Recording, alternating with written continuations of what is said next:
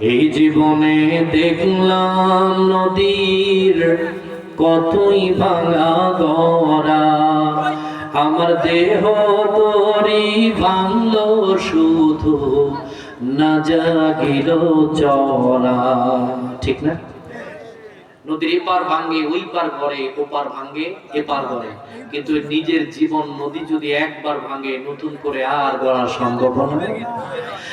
একদিন চুল পাকিবে, দন্ত পরিবে, এ জওয়ানে পড়ে যাবে ভাটি, ক্রমে ক্রমে খুলিয়া পড়িবে তোমার এই রঙিলা দালানের মাটি রে বন্ধু, কারাশায় বানাইলা ঘর বাড়ি, কারাশায় বানাইলা ঘর বাড়ি রে বন্ধু, কারাশায় বানাইলা ঘর বাড়ি।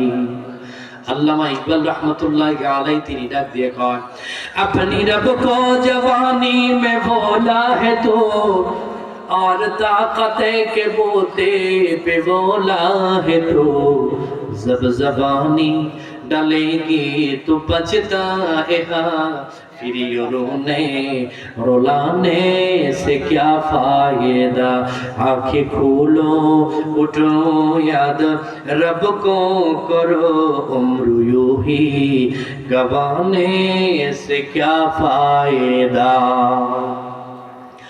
যুবক তুমি এখন টকটকে যুবক, ভরাপ্রাপ্ত যুবক, আল্লাহকে তুমি ভুলে গেছো, কিন্তু তোমার জওয়ানি যেদিন শেষ হয়ে যাবে ওই দিন যদি তুমি কিয়ামত পর্যন্ত আমার আল্লাহকে ডাকো, নতুন করে তোমার বডি আর যৌবন প্রাপ্ত হওয়ার আর কোনো সম্ভাবনা নাই।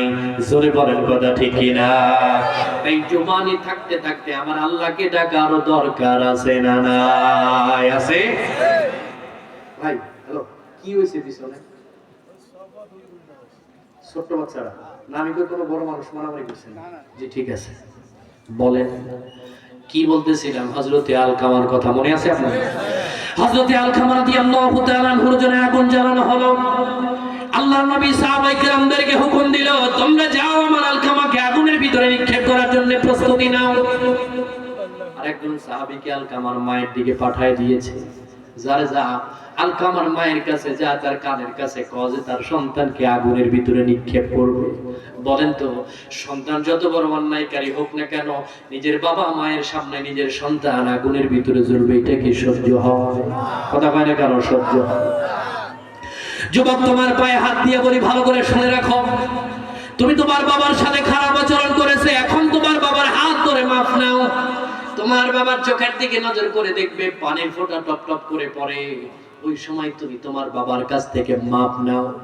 আল্লাহর নবী ডাক দিয়ে কয়, ওই সময় বাবা তোমার জন্য যেই দোয়া করবে আল্লাহ সাথে সাথে সেই দোয়া কবুল করে না। হযরতে আলকামা রাদিয়াল্লাহু তাআলা আনহুর মায়ের কাছে খবর দেওয়া হলো, তার ঘরের ছাউনিটা ছিল খেজুর পাতা, বেড়াও ছিল খেজুর পাতা। খেজুর পাতার বেড়া সরাইয়া সামনের দিকে নজর করে দেখে আগুন দাউ দাউ করে জ্বলে, পাশে আলকামার হাত পা ধরা। ছোট্ট বাচ্চাদেরকে আমরা যেরকম চার হাত পা ধরে পুকুরের ভিতরে ঢিল মারি না, এরকম করে ধরা আছে। আলকামার মায়ের কলিজার ভেতরে আগুন লেগে গেছে, পাগলের মতো দৌড়াই আল্লাহর নবীর কাছে গিয়ে ডাক দিয়ে বলে, হাবিব আমার, আগুন কেন জ্বালিয়েছেন? আল্লাহর নবী ডাক দিয়ে কয়, ও আলকামার মা, তুমি যেহেতু তোমার সন্তানকে মাফ করে দিবে না, তাই তাকে আগুনের ভিতরে নিক্ষেপ করে দিতে চায়। আল্লাহর নবীর কাছে আলকামার মা তো চিৎকার করে ডাক দিয়ে বলে, আমার সন্তান যত বড় অন্যায় করুক না কেন গো নবী, এই মুহূর্তে আমি আমার সন্তানের জীবনের সব অপরাধগুলিকে ক্ষমা করে দিলাম। আলকামাকে নিচে নামা হলো। আল্লাহর নবী ডাক দিয়ে বলে, আলকামা, একটা মুহূর্তের জন্য তোর মা তোকে জাহান্নাম থেকে জান্নাতের ব্যবস্থা করে দিয়েছে। সুবহানাল্লাহ। আর তাকে বলতে হলো না, আলকামার জবান থেকে তিনি বলে দিলেন, আশহাদু আল্লা ইলাহা ইল্লাল্লাহু ওয়া আশহাদু আন্না মুহাম্মাদান আবদুহু ওয়া রাসূলুহু। সূরা বলি সুবহানাল্লাহ।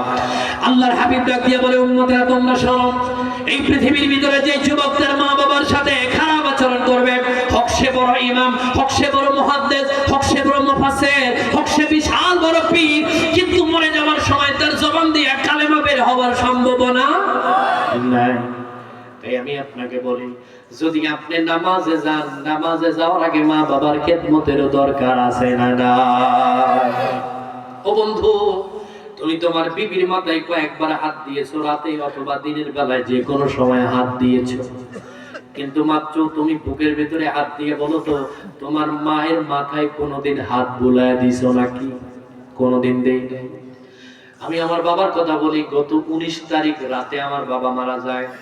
100+ বয়স হয়ে গিয়েছিল, কিন্তু বাড়িতে যে কয়েকদিন আমি থাকি, এই আসমানের নিচে জমিনের উপরে আমার বাবার মতো বন্ধু আমি আর কোনো একটা পাই নাই। আমার আব্বাকে আমি নিজের হাতে গোসল করাই, দুই বাপ্পাটা একসাথে গোসল করাই, একবারে সব থেকে বড় হোটেলের ভিতরে আমি আমার বাবাকে নিয়ে ঢুকি। তোমরা যেমন গার্লফ্রেন্ডকে নিয়ে ঢুকো, আমি আমার আব্বারে নিয়ে ঢুকি। মা মারা গেছে, বাবার বয়স তখন 90 বছর। বাবাকে জিজ্ঞেস করলাম, বাবা তোমার কি বিবির দরকার আছে কিনা? সন্তান হিসেবে এটা দায়িত্ব, ঠিক না? প্রথম কয় বিয়ে করবো না, 2-3 মাস পরে কয় বাবা আমি বিয়ে করব। মা মারা যাওয়ার পরে দ্বিতীয় বিয়েটা আমি নিজে, মেয়ে দেখার পরে আমার বাবার দ্বিতীয় বিয়ে আমি নিজে পড়াইছি। বিয়ের পরেও বাবা প্রায় 12 বছর 14 বছর পর্যন্ত জীবিত ছিলেন। দ্বিতীয় বিয়ের পরে আলহামদুলিল্লাহ আমাদের কোনো অভাব পড়ে নাই। আমার দ্বিতীয় মা আর প্রথম মা বলতে কোনো কথা নাই। বাবার বউ মানে মা, তাকে মায়ের মতোই সম্মান করতে হবে, ঠিক কিনা? তুমি তোমার বৃদ্ধ মায়ের মাথার ভেতরে হাত বুলায় দাও। তোমার বাবা জীবিত আছে, তোমার বাবাকে আজকে দাওয়াত দিয়ে দাও। বাবা আগামীকাল জোহরের নামাজের আগে দুই বাপ্পাটা হালকা কুসুম গরম পানি দিয়ে একত্রিত গোসল করব, তুমি তোমার বাবাকে দাওয়াত দাও। দেখবা তোমার বাবার কলিজাটা এত বড় হয়ে গেছে, সারা রাত তোমার জন্য কি দোয়া করবে তুমি জানো। ও বন্ধু, যিনি তার মা বাবাকে হারিয়েছেন সে জানে মা বাবার কি ব্যথা। জীবদ্দশায় আপনি মা বাবাকে বুঝবেন না।